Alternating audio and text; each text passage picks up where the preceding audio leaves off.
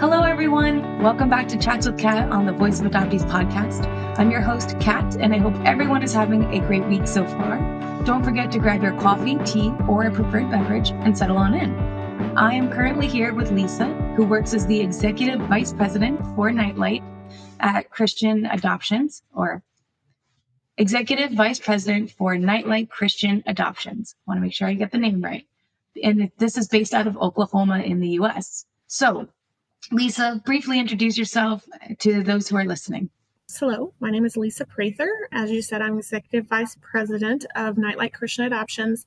I've actually been an employee at Nightlight Christian Adoptions for 16 years, and Nightlight is actually, our corporate office is in California, but we are licensed in 10 states.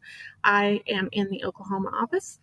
I am not married. I do not have children. I have lots of brothers and sisters, big family, and a couple of dogs. So that's pretty much me. Okay. I love that you have a big family. So what specifically inspired you to work with this particular organization? What is your connection to adoption? Well, I personally was adopted by my stepfather when I was 4 years old.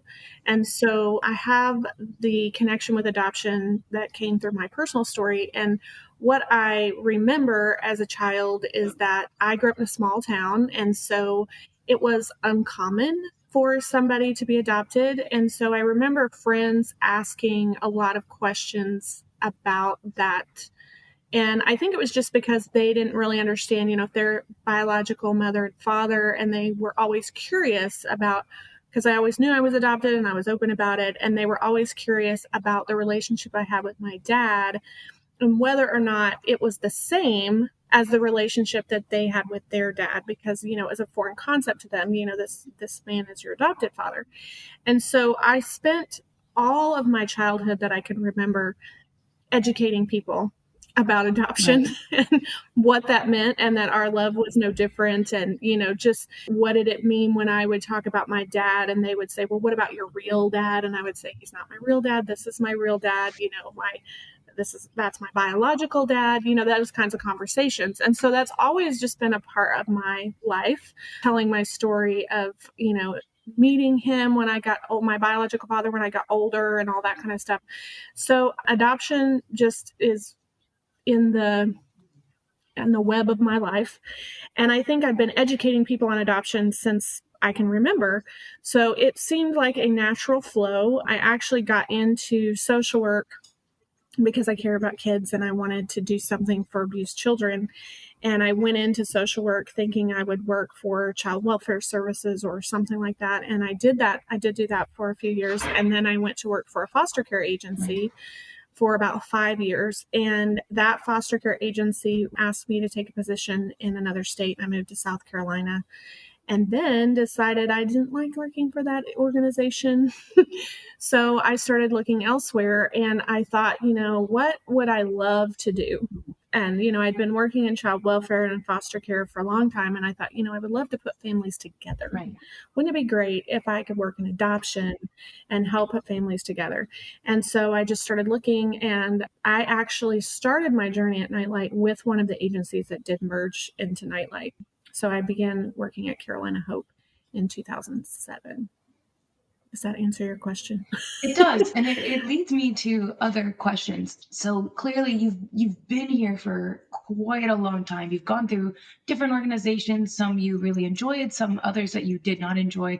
But what led you specifically to work for Nightlight? Like, what is the history of Nightlight? Is it, maybe it's like the core mission that you saw and you were very inspired by, given that you have a background, a very large caring heart, and just a good background in social work.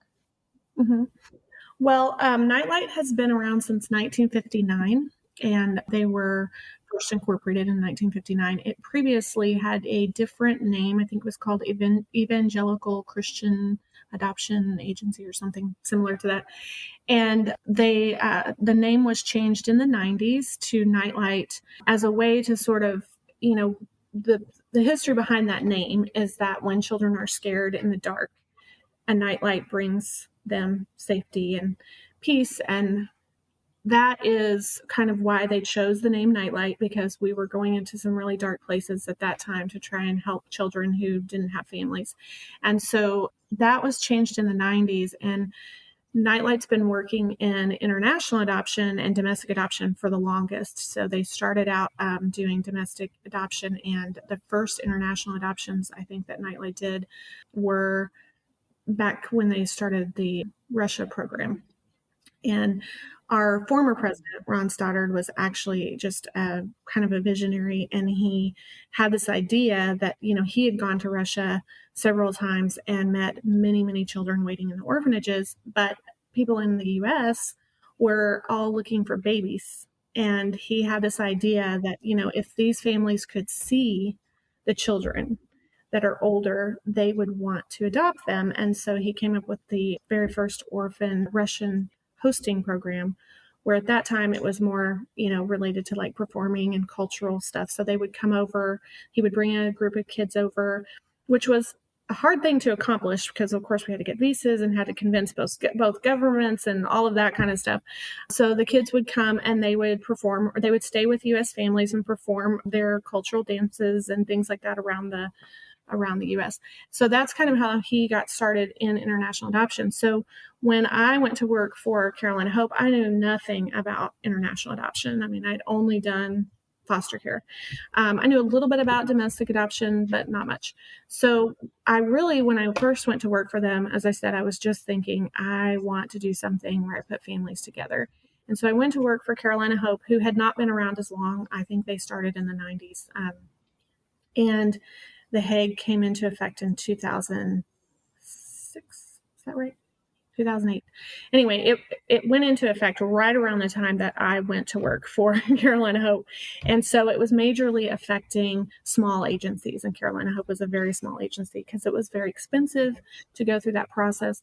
And so our director at the time, Laura Bobet, she began looking for an agency that was similar in mission, beliefs, and values that we could potentially merge with. And that led her to Nightlight.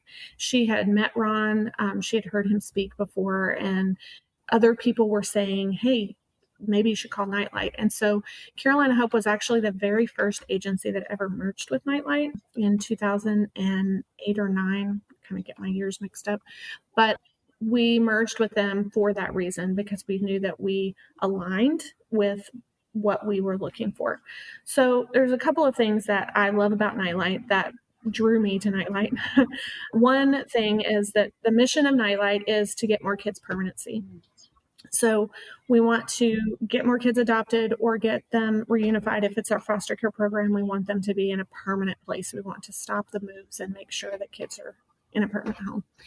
And one of the other philosophies was we do not look for children for homes. We look for homes for children. So when, in the early 2000s and when I was working in international adoption, it was still very common for families to just be looking for a baby. I want a baby, want a baby, want a baby. So we spent a lot of time educating families and saying, we're not looking for a baby for your home. We have kids who need homes, and we're looking for families for those kids. And so that was really their philosophy from the very beginning, which I loved.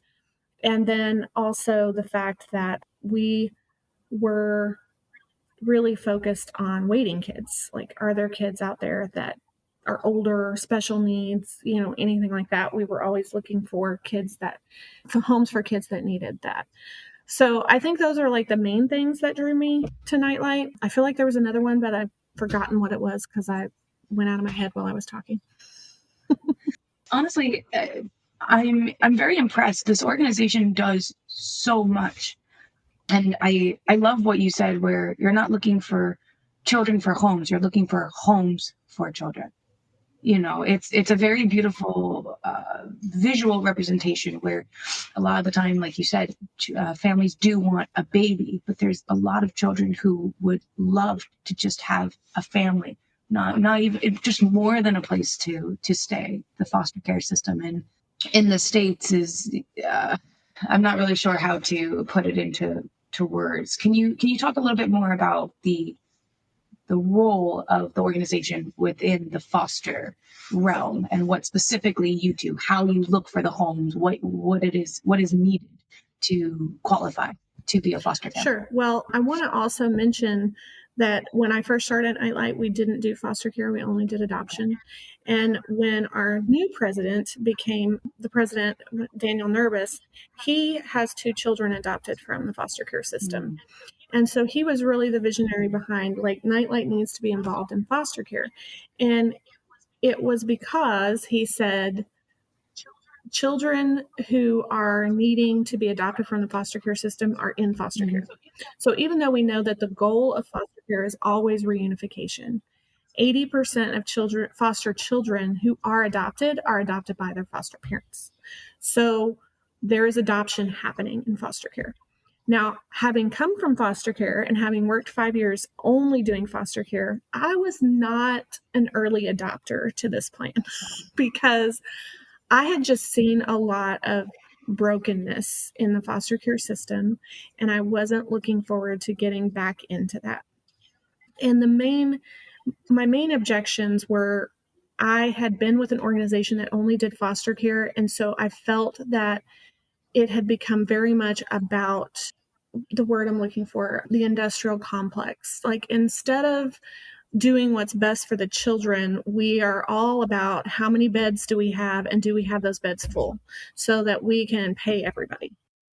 And I did not feel like I could really make choices about what's best for the kids because I was always having this pressure of, like, how many kids do you have in care and are we meeting our budget? So when Dan first started talking about this idea, I was like, Dan, I don't want to go there again. I don't want to be in that position. And he reassured me, and he said, Lisa, we don't rely on foster care income because we already are a solvent. We already have other income. We have other programs. So we are never going to be in a place where we are focused on the number of kids we have in care. We are going to focus on what's best for kids. We can do this better. And he convinced me, and he promised me that we would not do that, And so he and I kind of balance each other in our foster care program. If I feel like the conversation is leaning that direction, I'm really quick to be like, hey, this is not what we do. We do foster care well, and we want kids to be cared for, and we want to look at their best interest, and we're not looking at the numbers of kids that are in our homes. Now, obviously, we do have goals, and we know that Nightlight has a great foster care program. So we do want to grow it, and we do want more children who are in foster care to be in a Nightlight home. So there's a balance there that's really key. So we have foster care, I believe, now in 7 of our 10 states. And all of our foster care programs, some of them have been doing it. I think our oldest, the state that's been doing it the longest is Colorado. So we have from any given time, 20 to 25 kids in care in Colorado and South Carolina, Georgia. Those are kind of the states that we have the strongest programs. And we've just started those. We've just gotten licensed in some of our states. So we're just now gearing up and don't have any kids in care. And then we have a couple of states where we have 4 or 5 kids in care. So what's wonderful about that is we can really focus on the things that I mentioned, just really helping those kids either get back with their families or be adopted. And we don't have to worry about finances. Right. So I don't even know if I answered your question. I feel like I went on. No, you definitely did. Again, I feel throughout our discussion, you're bringing up very important points. So I'm happy to just let you talk and explain, because I know a little bit about the naturally being adopted. I also have looked into like different foster care systems and just a little bit about it. And I understand why you felt the way that you felt. And I'm right there with you, which is why I was kind of like alluding to that. And I kind of wanted to know, like, what is it like kind of behind the scenes in the team? And based off of that, let's talk about you. Like, what is your roles and your responsibilities as the executive vice president of the organization? What specifically is it that you oversee, and what is your goals as well? Okay. Well, as executive vice president, I am over all of the vice presidents, and we have 4 of them, I believe. We have a vice president of domestic adoption, a vice president of international adoption, a vice president of social services, and a vice president of foster care services. So I supervise those vice presidents, and then, of course, they supervise their programs. I'm responsible for a lot of policy, how we develop policy, writing policies. We are Hague accredited and COA accredited, so I'm very involved in those aspects when we're going through reaccreditation, and then throughout the year in between, making sure we're in compliance and we're doing what we're supposed to be doing. I also do a lot of human resources. I deal with human resources when we have problem issues come up. I help those vice presidents or executive directors just talk through it and, evaluate and try to figure out how to solve the problem. And I also am very involved, like I said, in the day-to-day. Like I'm in every meeting that we have with our different teams, even though I may not be directly supervising.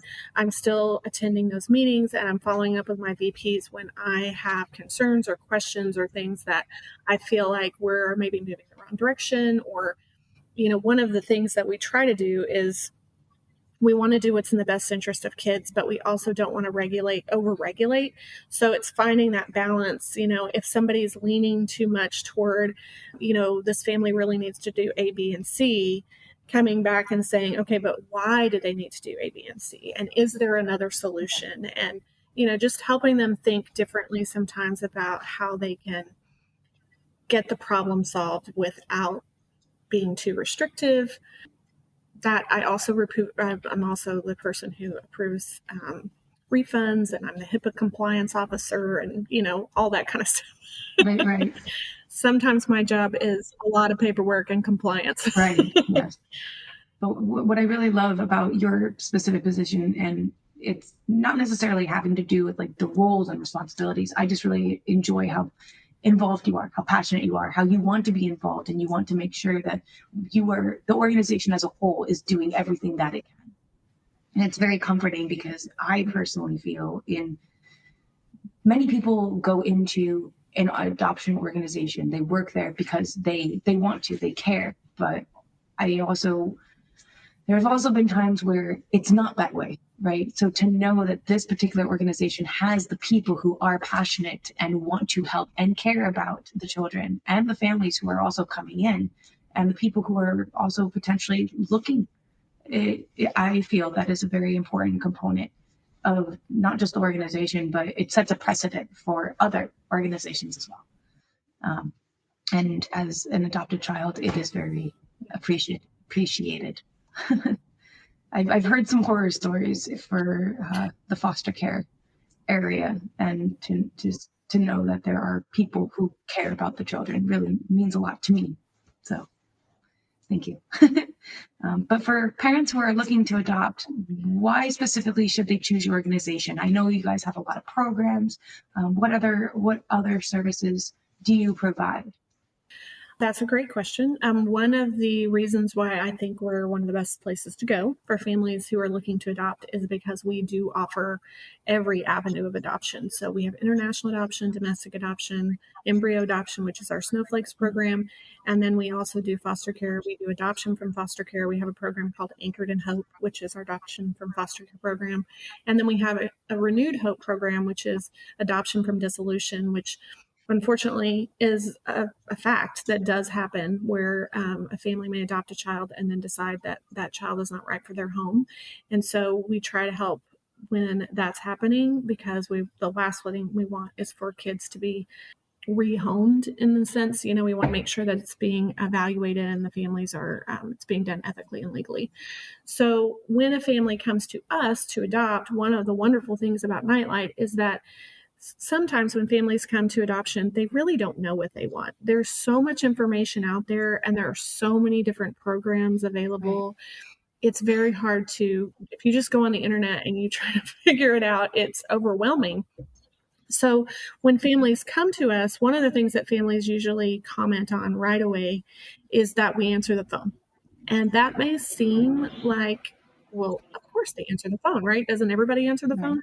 But there are a lot of agencies out there that have a voicemail system. Like when you call, you get an automated message and you press 1 for this and 2 for that and, whatever. And then you get to the person that you need to speak with. We do not have that system. Even though we have, 12 offices in 10 states, we have people answering the phone. And those people are trained to talk to all inquiries about what is it that you want? What do you see your family looking like? So that we can figure out, even if you call me and you say, I want to adopt domestically, that may be the only thing that family even knows exists. They've never heard of snowflakes.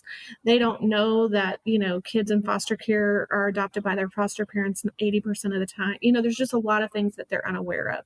And so we can talk to them about, what does your family look like? What do you do? What do you imagine doing with your kids? And then we guide them to the program that we think is the best fit for them, or the one where we think that they will move through the quickest.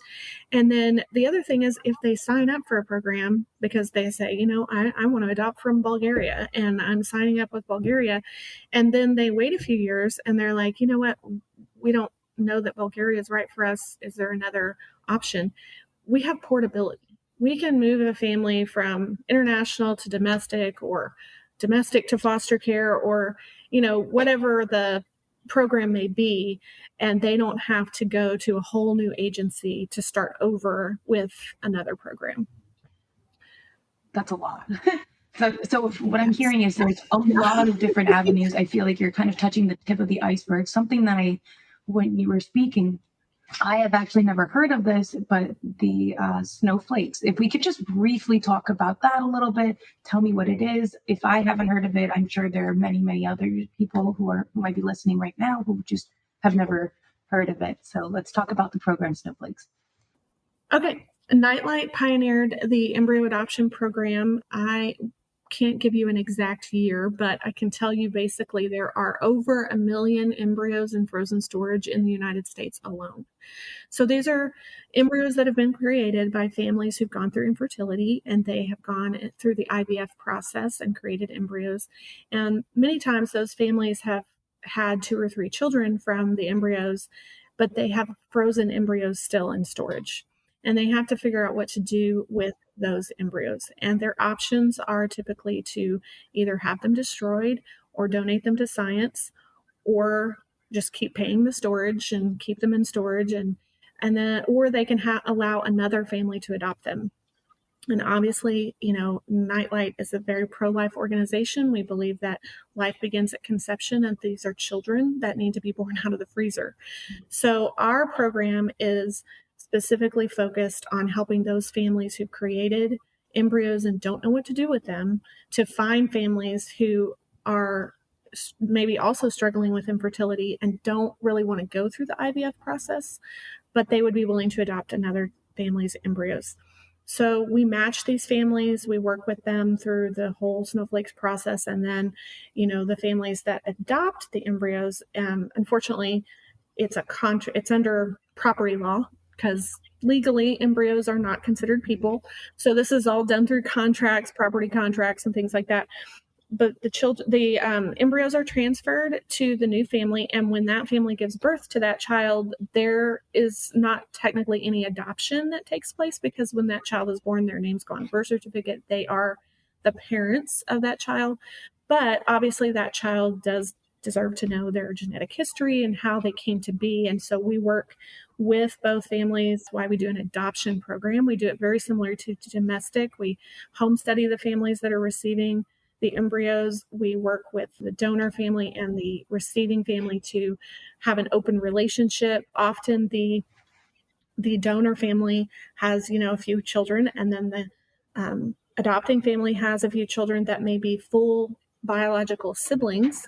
So it's important that they know about each other. They know where they are in the country, all of those kinds of things. And so that's what the Snowflakes program is. And it is even though it's been around a long time, it is still very, a lot of people are like, what? I've never heard of this. I didn't know this was a thing. Our oldest snowflake, so like our first baby that was born through the Snowflakes program, is graduating from college this year. So this is something that's been going on for a pretty long time. Oh, that's amazing. And we've had over 1,000. Yeah, we've had over 1,000 children born through the Snowflakes program. Oh, that's wonderful. Something you mentioned is the importance of understanding, basically, the way that I'm interpreting it, because you said it so much more eloquently, but the importance of understanding your past. So, for example, international adoption, especially adoption from Russia, it's usually closed case adoption, a closed door. So there is very little, if at all, no access to medical records, birth records, parents, anything. So what I really, really like about what you're saying is that you give that option. Now, is this an option that is decided upon by the parent? What if the parent says, we don't really want that? Is it something that is more mandatory? Like, talk about that, because this is something that a lot of adopted children, foster children, children who go through these sorts of programs would probably want to also know about, if it's more of an optional thing, or just how that works in this type of organization and the importance of it. Sure.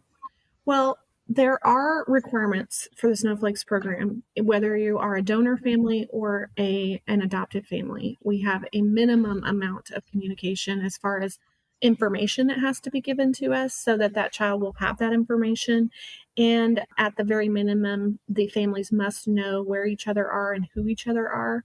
But we work really hard with those families to understand why it is so important that they have communication. And most of the time, the families are interested in that because they know that as their child grows, they may have questions, there may be medical things that come up, and they know that if they have this communication with the donor family, then they're going to be able to reach out and get those questions answered. The other thing is that these families typically have a lot in common. These are usually middle-class families who've gone through infertility. They are typically, just like with our domestic program, the donor family chooses the family that they're placing their embryos with, which is another reason why the program is so successful, because I failed to mention that you can do embryo donation through a clinic where it's a medical procedure and the doctors are the ones who manage everything. And in those situations, those families know nothing about each other and the child does not get any information except what's on that medical form. That's it. So in our program, the families choose the family that they're placing with because there's something about that family that they like, right? There's some reason that they feel drawn to that family. And so typically their relationship starts right then and there and then moves forward and grows. The same is true with our domestic program. With our domestic program, we do require all of our families they have to be willing to do an open adoption. If they want to close adoption, Nightlight is not for them.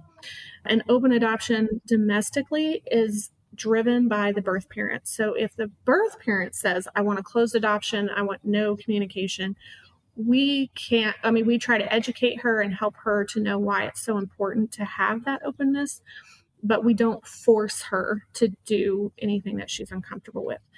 But generally speaking, most of our domestic adoptions, the birth moms are willing to have a relationship before the baby is born, to get to know the family. Again, they've chosen this family, answer lots of questions that the family has. And then after the baby's born, they continue to have communication. But we require that all of our adoptive families are willing to have that open relationship, and all adoptive families must be willing to do a visit with that birth parent at least once a year until the child is 18. Now, the birth mother may not want that. She may say, no, I don't want to visit, but they know that is a requirement of being in the program. And if the birth mother says she wants to visit every year, then they're supposed to make that happen. Now, the tricky thing is, of course, that legally, in a lot of states, there is not a contract that is binding after the placement. So once that adoption happens and it's finalized, that child is legally that adoptive family's child. And if they were not to follow through on the agreement that they made with that birth mom, there's no court that will require them to do it. Now, there are some states where there are some legalities and that can happen, which is good. But for us, we have to do a lot of communicating with our adoptive families about making sure that we believe that they are going to follow through. And we do understand that things change over time, and there are certain situations where maybe an adoptive family doesn't feel like the birth mother is a good influence, and they're not sure that they want to, have that visit. Missing one visit is different than, just totally refusing to meet your contractual obligations. So we do a lot of, and we're very involved in that. And then also mediating after the fact. And if the relationship does become challenging, we can get in there and help figure out how to solve problems and communication between the two parties. Most of the time, what adoptive families and birth families need to know and need to think about is we're not just talking about this baby. That's what's very hard for families sometimes, because they're so focused on getting a baby that we have to make them rethink. This child is going to be 5, this child's going to be 10, this child's going to be 17, this child's going to be 25. So in all of those places in their life, they're going to want to know their identity. How are you going to help them develop their identity? And if you say to that birth mom, if you cut her off, or you end that relationship, now you have to answer to your child. So you may think that your child doesn't know, and you may think, well, we can just keep it to ourselves. But when your child is 25 and they go and find their birth mother, and their birth mother says, well, I lost contact with you because the family refused to speak to me, how do you think that's going to go over? And just shaping the way they think about things. And then most of the time they're like, oh, well, I hadn't really considered that. Or now we live in the digital age. People find each other on Facebook. There's ancestry DNA. Like, you have to be prepared for anything. That's true. That's true. So having those conversations really help. I agree. Now, of course, with international adoption, it remains closed. But again, Facebook, Ancestry DNA, we talk to families about that. Families used to go into international adoption, I think, because they would be like, well, I don't have to deal with that birth parent thing. I don't have to, and now we're like, well, no, that's not really how that works, because again, down the road, these are going to be questions, and you want to be prepared right from the very beginning. Right. With adoption from foster care, we've even found that even with adoption from foster care where the parental rights have been terminated, that does not mean that those children are not connected to those families. And a lot of times they have communication with those families. And so again, I think adoptive families come in thinking, oh, these families did horrible things to them, and now their rights are terminated, and so they won't ever need to know or be concerned about what's happened to their family. And that is absolutely untrue. So it's just re-educating everybody who comes into adoption about what does it look like for the child. Think about this in terms of, how would you feel if you came into a family and kids love their parents. It doesn't matter what they do. Right.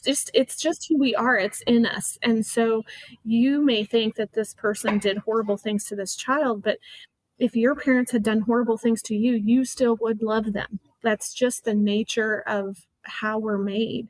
And so you can't be talking negatively about this person, because this also will sometimes cause your child to say, well, I'm DNA of that person. So if you don't like that person, then maybe you don't like me. There's just so many layers. I could go on and on, but I won't. No, it's really funny that you mentioned about speaking about basically like the loved one of the child, right? And who the child is related to and how you speak about them. I can pull from my own personal experience where my adoptive mother didn't really speak highly of my biological mother, and it made me feel like, oh, like I'm really the daughter of that woman. Oh God, what does that say about me? And then it goes into kind of a negative spiral. So, you want to not do that to the child.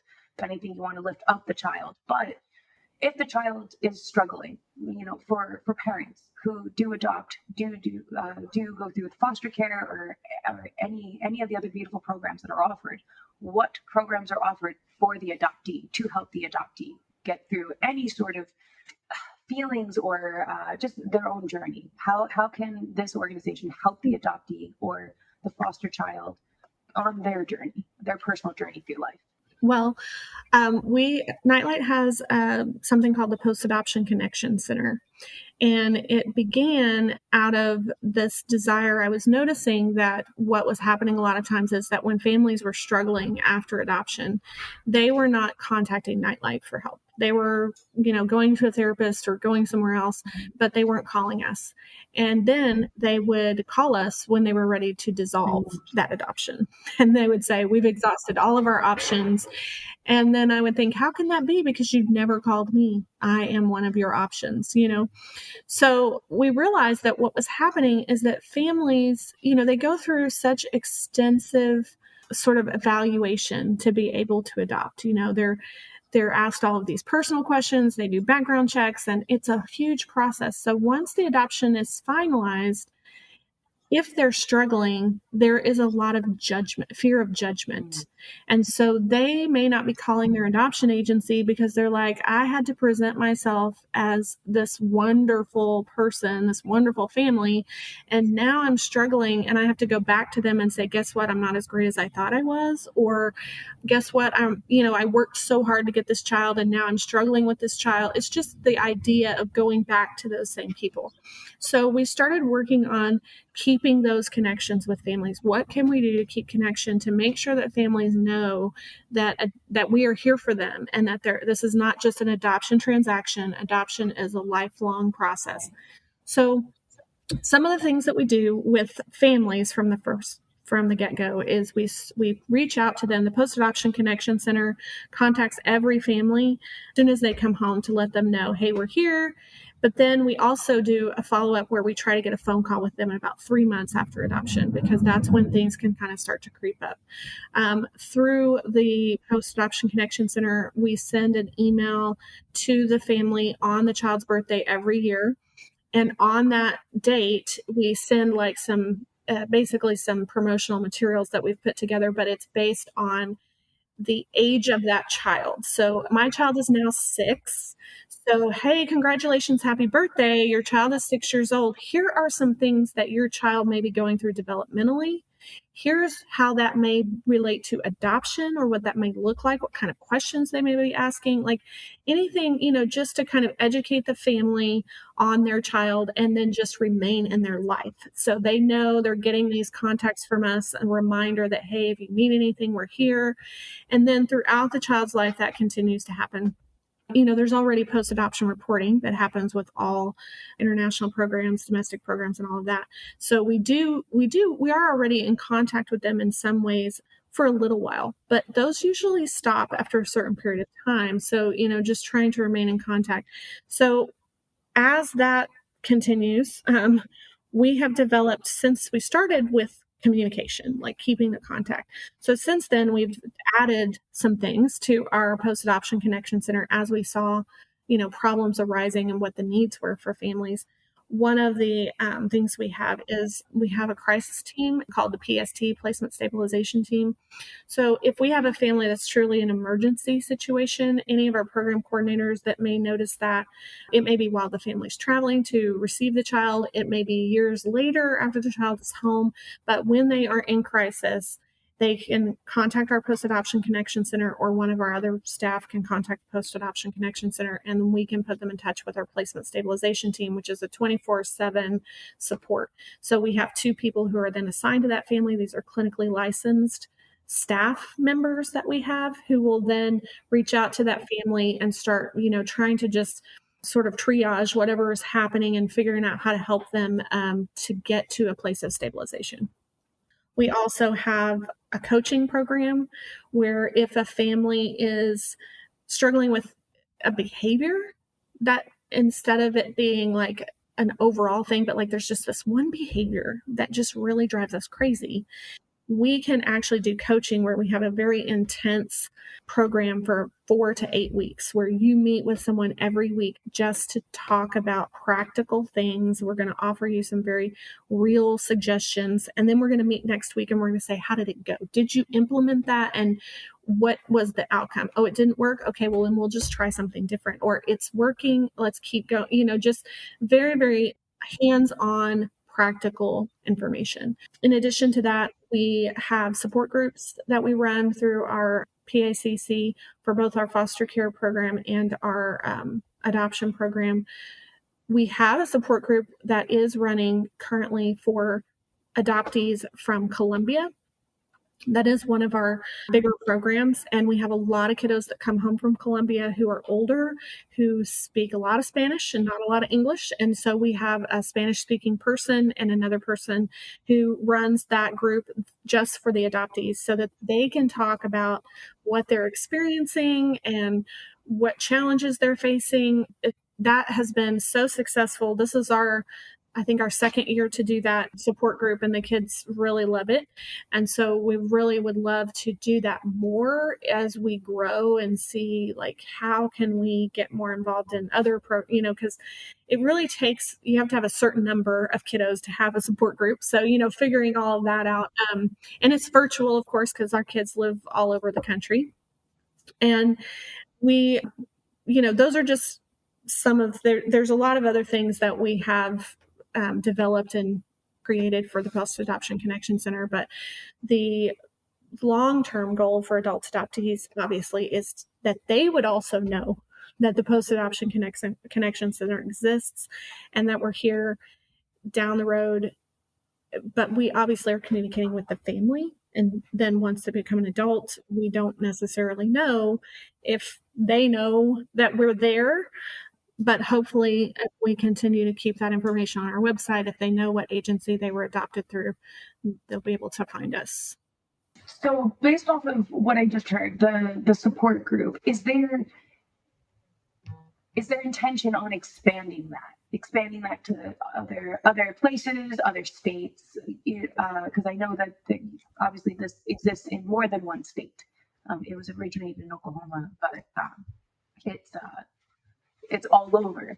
So does that mean that the programs are also looking to expand nationwide? Right. Well, Nightlight actually started in California.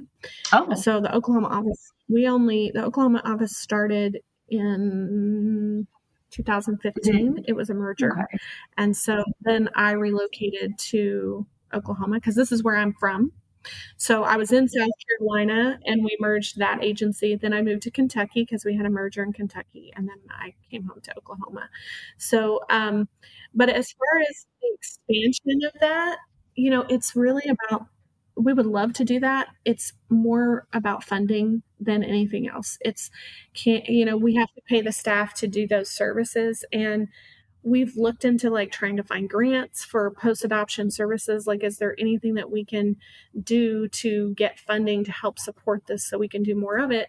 And one of the things we found is that there are very limited grants and very limited resources for post-adoption support. But what does exist is usually state-based.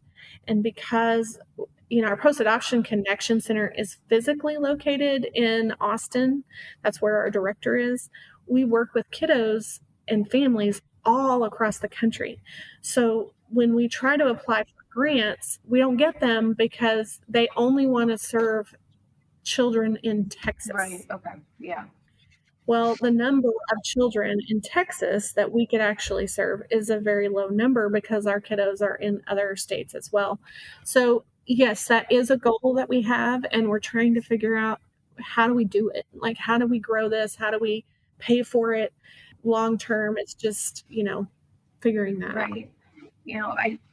Every time you mention how expanded the organization is, I almost forget that you're also in this place and you're in this place and the organization is here. I know that there's a plethora of states where the organization is, and keeping track, I'm just really happy that there's so many different options. I know all of those options are listed on your website and where specifically the states are, which is great. So just almost to kind of wrap up the story, I have two more questions. What are some of the most frequently asked questions by parents about the process? And what is your advice for the adoptive parents, adoptees? Frequently asked questions. Most of the time, families, do you mean like when they're coming into the process or like after they've adopted? Let's take it from somebody who's coming into the process, who's interested and doesn't necessarily know where to begin, has stumbled upon the site and is making the phone call, sort of thing, to inquire. What are some frequently asked questions? Most families are interested in what does it cost, Okay.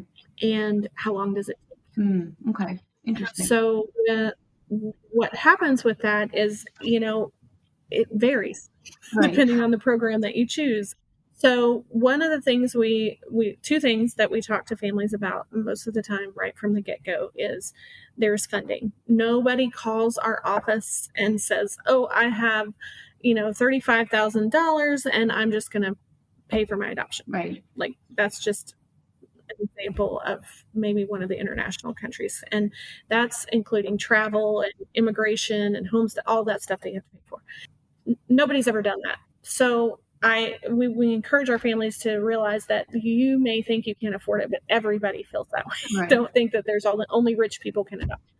So we have another service that we offer. We have a financial support person who any family that comes in who wants to talk about like how can I apply for grants and no interest loans and things like that. We have a whole person who is identified to talk with families and help them with those applications. So we let families know that information right up front. The second thing that I mentioned is how long does it take? And so again, we want to shift families' focus if we can. Now we obviously we do domestic and embryo adoption, so we are about babies, if you really want a baby. But we're trying to, if you don't want to wait, then how about adopt a waiting child? Because there are already children who are waiting for a family, and the adoption process for that child is going to be pretty quick because you don't have to wait for a birth mother to pick you. You don't have to wait for a country to have a very young child that they're going to send your way. They already have a child that is waiting for a family. So you're going to skip through all of that wait. You're going to move right to the home study and preparing for this specific child. And then your time frame is just based on whatever it takes that country or that program to get that child to you. And again, that varies. So we just have to tell them, ranges, like right. if you're picking this particular country, then it's going to be this amount of time potentially. Those are the biggest things that people ask. Right. And then also, helping families, like if a family comes to us and they say, well, we really would like to have a baby. And then as we talk to them, we find out that they have school-age children. Right. And those children are very active in sports and they're doing all this stuff as a family. And we're like, well, isn't a baby going to kind of cause a kink in that plan? Like, how are you going to manage a baby? What if the baby gets sick and you can't go to work? And, then people are like, well, yeah, I guess, a lot of times people choose sometimes families who have other children choose baby because they think it will be easier. Right. A baby has less trauma. A baby is easier for me to love. But the reality is that babies are not always easier. Right. And sometimes they're a lot harder depending on your lifestyle. So, getting them to kind of shift. And so that's really a lot of the, what we talk to families about initially is let's talk about what your family makeup looks like and what is the best route for your family. And I forgot what your second question was. It was just going to be advice for anyone coming in, for the parents, for the adoptees. I think you've really covered that. Again, something I really deeply appreciate about this particular organization is just how much hands-on, how much support you get from, it seems like, all of the staff. It's during this time when future parents are kind of looking or deciding, it can be a very scary thing. It's like you said, there's a lot of options. People may not know where to go. And to those listening who are potentially interested in either adopting or being part of the Snowflake program, it is definitely offered here. And you will have a lot of support along the way from basically day one, the moment that you call in, which again, I also really like that because it's like you said, a lot of other organizations have an automated service. And that's where I feel this organization really sets itself apart, not besides the overabundance of different types of organizations and pathways really that you can take to reunify a family or to create a family or to just feel supported. And I am very grateful. Thank you for joining me on this episode of Chats with Kat. A very special thank you to our guest, Lisa. Stay tuned for another episode of Chats with Kat every other Wednesday on the Voice of Adoptee podcast. Always remember, someone somewhere is thinking of you. You are not alone.